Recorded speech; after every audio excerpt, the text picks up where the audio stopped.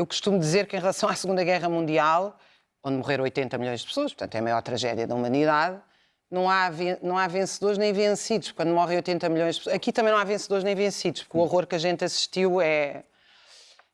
Mas pronto, o parar das bombas, o parar das mortes, isso. Agora, isto não é um acordo de paz, isto é um ultimato de Trump ao Hamas e uma aparente rendição do Hamas.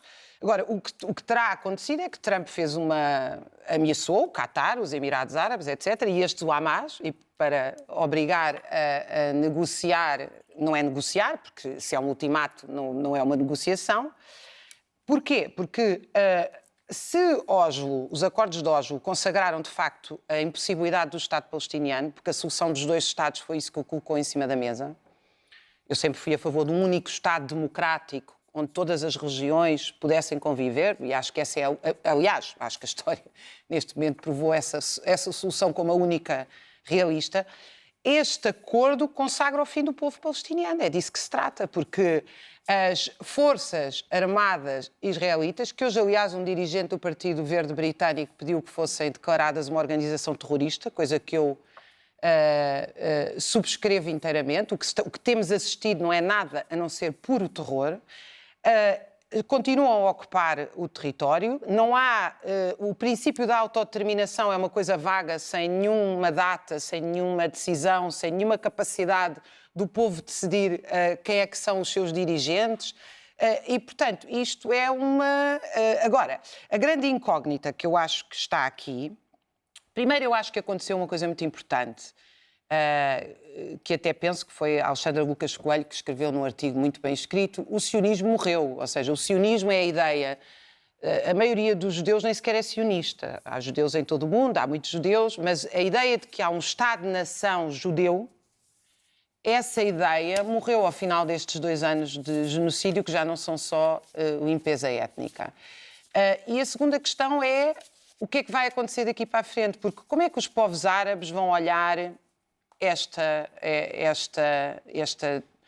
desistência absoluta dos palestinianos terem autodeterminação? Como é que os próprios palestinianos vão olhar isto? E como é que a resistência mundial que se criou, que foi absolutamente inédita, eu disse-o aqui há 1 ano e meio, dizendo que talvez nós estivéssemos perante um movimento semelhante ao ou da luta contra a guerra do Vietnã, e agora não tenho dúvidas nenhumas disso. Aliás, eu acho que esta sacada de Trump, esta rapidez de Trump, está intimamente ligada não só às flotilhas, às manifestações, Eu lembro que o governo britânico tentou proibir uma organização que é o Palestine Action. E ainda ontem estavam 1000 pessoas em frente a um museu em Londres apoiando essa organização e já não os conseguiram prender, porque os manifestantes são muito mais do que o que eles conseguem prender. Mas, sobretudo, a questão das greves. Ou seja, quando isto atingiu o centro da produção, nomeadamente, por exemplo, a semana passada, o Sindicato Europeu dos Estivadores reuniu-se a dizer que iam propor um bloqueio a Gaza. Isto significa que para a Europa toda, virtualmente, porque nós estamos a falar do comércio de esportes. Se o quiserem, podem-no fazer.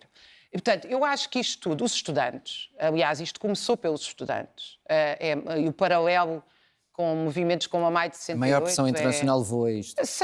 Maior pressão internacional, não. Eu acho que os Estados, na sua maioria... Internacional aqui em Espanha, nesse sentido que estavas a referir. Em Espanha, aqui, foram um bocadinho mais decentes. Há 2 ou 3 Estados um bocadinho menos indecentes. Mas eu acho que a pressão foi realmente uma pressão de baixo. E acho que se criou ali outra coisa muito importante para mim. Esta onda que nós estamos a viver da extrema-direita e do neofascismo no mundo, que chegou a Portugal pelo Chega e outros partidos, tem muitas matizes. Há os mais liberais, os mais a favor da intervenção do Estado. Quando querem, são contra as greves, quando não querem, fingem apoiar os trabalhadores. A demagogia serve para tudo. Mas há uma linha vermelha que aconteceu no mundo, sem dúvida alguma. Não há uma única organização fascista e de extrema-direita que não esteja ao lado do Estado de Israel. E essa foi uma linha divisória, civilizatória e humanista que marca, evidentemente, quem está ao lado do genocídio e quem está contra o genocídio.